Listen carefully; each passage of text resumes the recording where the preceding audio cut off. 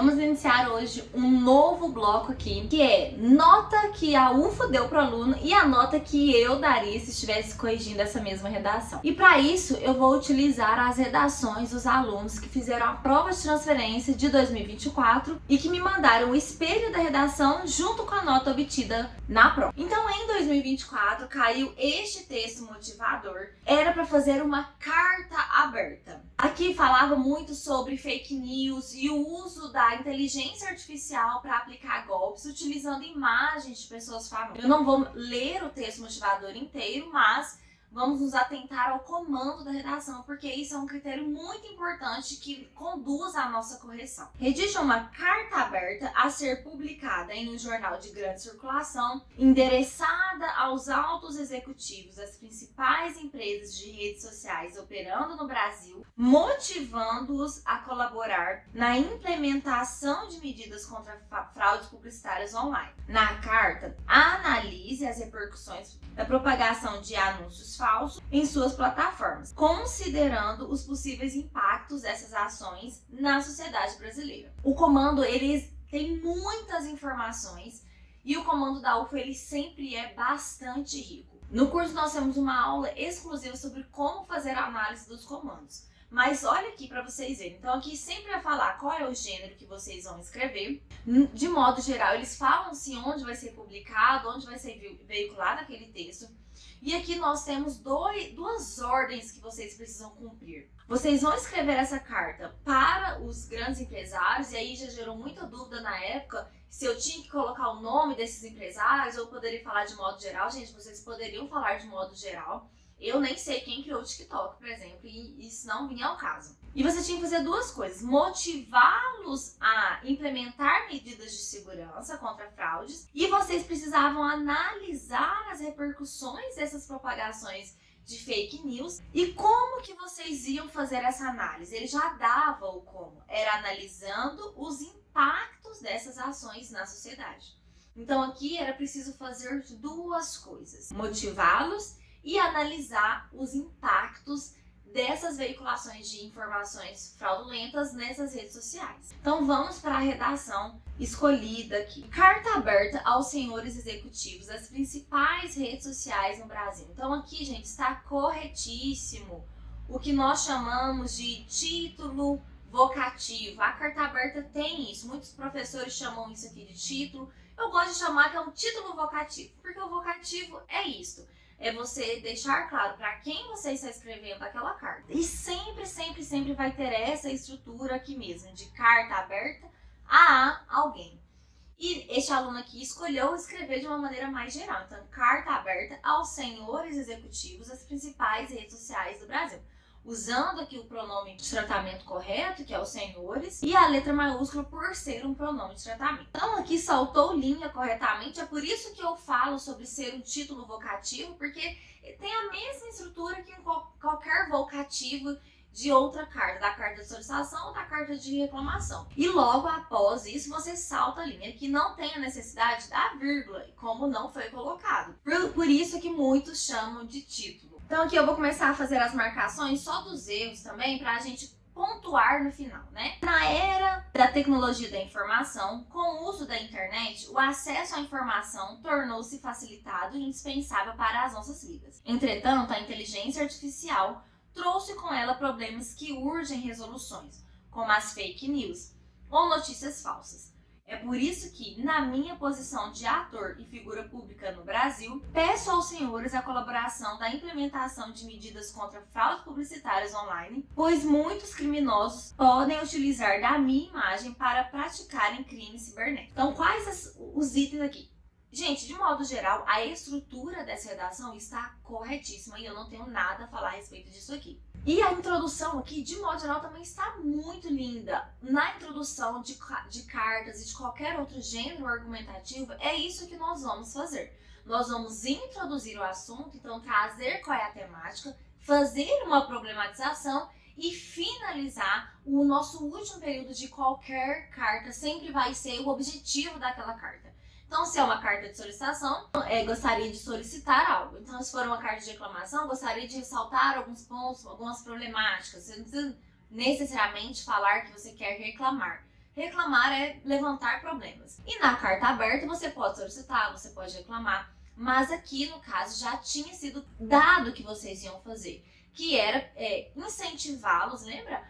A criar medidas contra essas fraudes. E como que vocês iam fazer isso? Analisando as repercussões disso. Então tinha que estar claro isso aqui. E foi feito esse pedido. Então aqui na linha 5 nós podemos ver isso. Ó. Peço aos senhores a colaboração da implementação de medidas contra fraudes publicitárias. Então isso era realmente o objetivo dessa carta. Quais são os erros aqui que nós temos? O primeiro aqui não precisaria de letra maiúscula. Então na era da tecnologia da informação, nós colocamos nomes de eras em letras maiúsculas, os nomes oficiais. Então era paleolítico, esses nomes aí, gente, que eu já nem... Entendeu? Tô lembrando mais dessas coisas, não. Era da tecnologia da informação não é o nome oficial da era em que nós vivemos, então não precisaria estar com letra maiúscula. Outro erro aqui aqui depois de fake news, nós precisamos colocar uma vírgula por conta deste ou. Então, como as fake news, vírgula, ou notícias falsas. E aqui, a única coisa que eu gostaria de chamar a atenção é em relação a essa tese.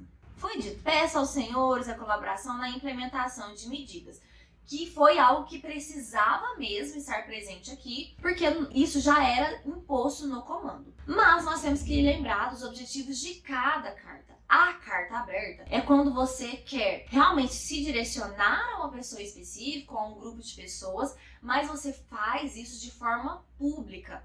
Porque qual que é a sua intenção ali? É você convocar toda a população, todo mundo que pensa daquela maneira, a endossar aquele pedido que está sendo feito. Então faltou colocar um pouquinho desse teor de carta aberta aqui. Então poderia colocar, peço aos senhores a colaboração da implementação de medidas contra fraude, e faço isso de maneira pública, pois entendo que este não é um desejo pessoal, mas sim de toda uma classe, como esse aluno fala lá no final.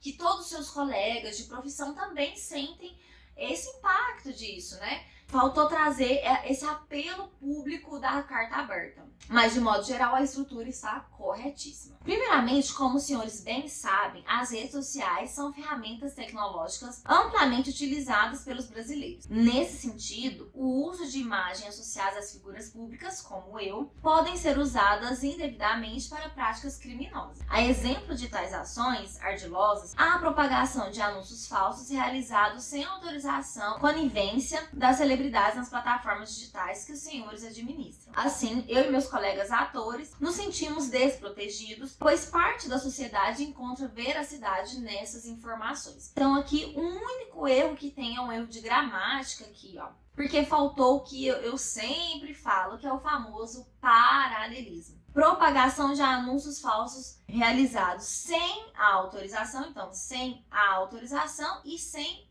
a conivência de celebridades. Então faltou aqui o paralelismo, sem autorização, sem a conivência. E aqui utilizou de marcas importantes da carta aberta, e não só da carta aberta, né? Da carta como de modo geral. Então é um texto escrito todo em primeira pessoa, e aqui retoma, faz a interlocução com o seu remetente.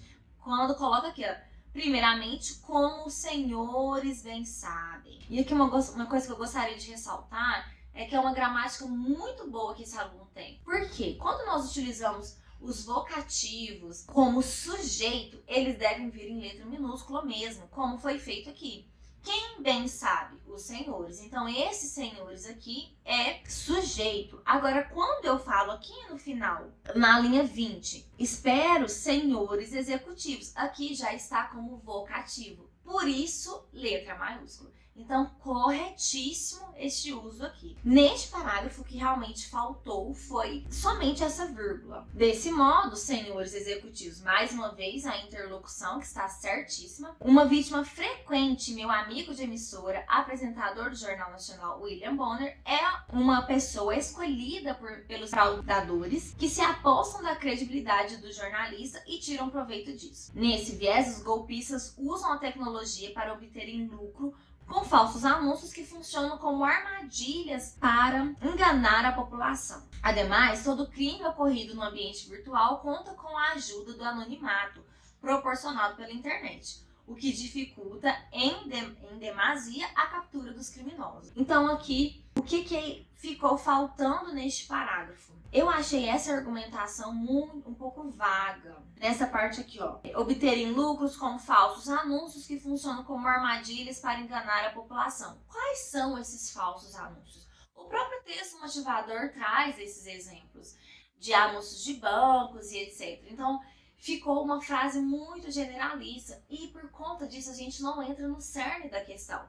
Porque é um problema a veiculação dessas imagens. E, inclusive, isso era uma exigência do comando. Lembra que era para motivá-los a criar medidas que protegessem esses dados, e isso está realmente sendo feito durante toda a redação, mas a parte de analisar os impactos, isso está faltando no texto, isso faltou nessa argumentação. E isso deve ser feito aqui na argumentação mesmo, não adianta colocar isso só na conclusão. Precisava ter aprofundado um pouco mais nessa questão aqui, de como esses fraudadores utilizam dessas imagens, exemplos de fraudes que são realizados, como a população é enganada diante desse cenário. Ficou faltando essa análise, porque essa era a palavra do comando, era que fosse feita uma análise das repercussões. E quando nós citamos algo, nós não estamos analisando.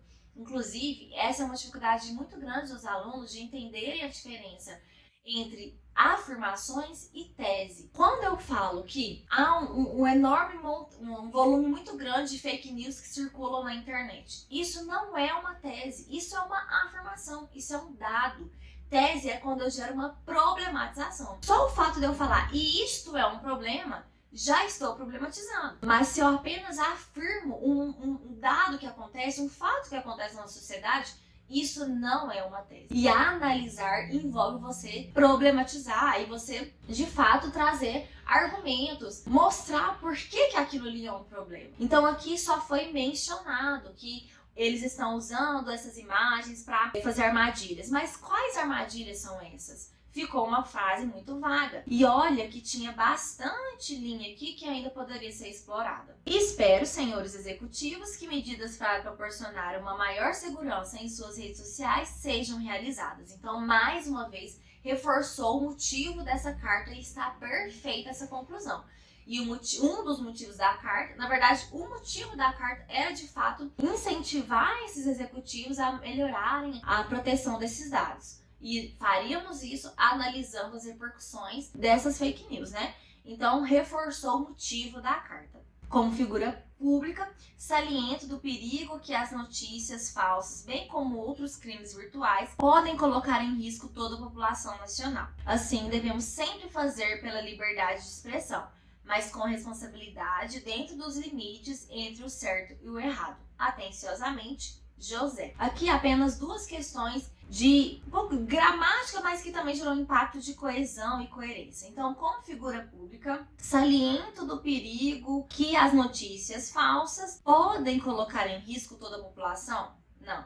Então, saliento do perigo que as notícias falsas, bem como outros crimes virtuais, visto que eles podem colocar em risco toda a população. E aqui devemos sempre fazer pela liberdade de expressão. Essa frase ficou um pouco estranha. Então, a gente não faz pela liberdade de expressão, ou poderia ser, devemos sempre priorizar, prezar. Às vezes é até um prezar aqui, né? Que a letra que ficou um pouco confusa. Mas aqui a gente não faz pela liberdade, a gente defende, preza a liberdade de expressão. E em relação à estrutura, mais uma vez, corretíssimo. Saltou linha.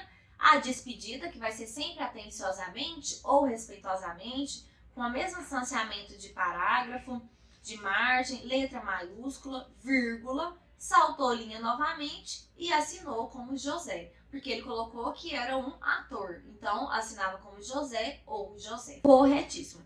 Como eu falei, a estrutura dessa redação está muito certa. Aqui as falhas principais foram em relação mesmo a mais a argumentação e alguns erros de gramática. E aí uma novidade que a UFO tem abordado principalmente nas provas de transferência, que é não exigir a paráfrase. Pessoal, quando vier para vocês fazerem paráfrase, essa ordem, esse comando vai estar nas orientações. E quando nós voltamos aqui nas orientações da redação, só você encontrará uma situação para fazer a sua redação, que também foi uma novidade, geralmente eram duas situações e em 2024 veio apenas uma. Ao redigir seu texto, obedeça às normas do gênero proposto. Se for o caso, dê o título para sua redação. E se for precisar de assinatura, assinar como José ou Josefa. Não copie trechos do texto motivador. Então, não tem aqui nas orientações falando para fazer paráfrase. Então, isso não era obrigatório. Eu poderia fazer paráfrase? Poderia, mas não era obrigatório. Então, vamos aqui para a pontuação. Quanto que eu daria para essa redação? Tem alguns critérios aqui de correção que eu sigo. Esses critérios eles não foram disponibilizados pela UFO. São critérios que eu elaborei com base no que eu sei do que a estrutura da redação, o que a UFO exige de maneira geral, né, uma argumentação, gramática, que você siga a estrutura. Então, com base nisso, eu criei essa distribuição de pontos aqui. Para cada erro de gramática, você perde 0,1 de acordo com as minhas, ressaltando que isso é a minha correção. Então, aqui nós tivemos 1, 2, 3, 4, 5 erros de gramática, então perdeu aqui menos 0,5 em gramática. Azul são erros de coesão e coerência, nós tivemos 2 erros, e aí para cada erro perde 0,2, então aqui menos 0,4. Paráfrase, né, que a gente já não precisaria fazer aqui. Seguir as orientações do comando, eu vou dar aqui 0,6, então aqui foi menos 0,04. Por quê? Porque faltou a parte de analisar as repercussões, que foi o que nós destacamos aqui em relação a este segundo parágrafo do desenvolvimento. E aqui em relação específica agora às marcas das cartas. Então, todo o texto em primeira pessoa, tem argumentação, tem, no caso não tinha que ter cabeçalho, né? Tem máscara, tem o vocativo, faz menção ao remetente durante todo o corpo do texto, que é a interlocução, salta as linhas corretamente, todas as linhas aqui, né? A despedida e a assinatura. Aqui na parte da argumentação, como é uma pontuação muito baixa e teve esse aspecto importante do comando de realmente não debater a questão das repercussões, aqui não ganharia ponto. E mais aquela pontuação que nós falamos na introdução em relação a não trazer o aspecto mesmo da carta aberta, a característica desse gênero, né? Que é essa chamada pública para que as pessoas, ou pelo menos aquele grupo de pessoas que você representa, fazer parte daquela discussão junto com você. Para essa questão da carta aberta em si, eu tiraria uns 2 menos esse 0,5 aqui. Então, seria menos 0,07. Então, daria 78 pontos para essa redação. Realmente é uma redação muito bem escrita, com pouquíssimos erros de gramática, contempla a estrutura de uma carta aberta, mas a argumentação mais que deixou a desejar, principalmente em vista do que era exigido do comando. Que você pedisse por medidas, e isso sim foi feito, mas analisadas as repercussões, e isso faltou. E este aluno tirou 77,300. Então, assim, uma nota bem similar mesmo. Capaz que eles tiraram um pouco mais devido a essa falta da argumentação em si. Como eu falei pra vocês, essa é a estrutura que eu costumo seguir, né? Essa distribuição de pontos. A gente não sabe de fato como a UFO distribui, mas veja que é bem próximo do que nós pensamos que seja mesmo como a UFO distribui os pontos nas redações. Espero que vocês tenham gostado, e se você tiver alguma redação da UFO da segunda fase, que você foi lá e fez e teve a sua redação corrigida, mande para mim neste e-mail aqui com a sua nota para a gente também analisar essa redação, quanto eu daria e vista do que a UFO deu. Beijinho e até a próxima!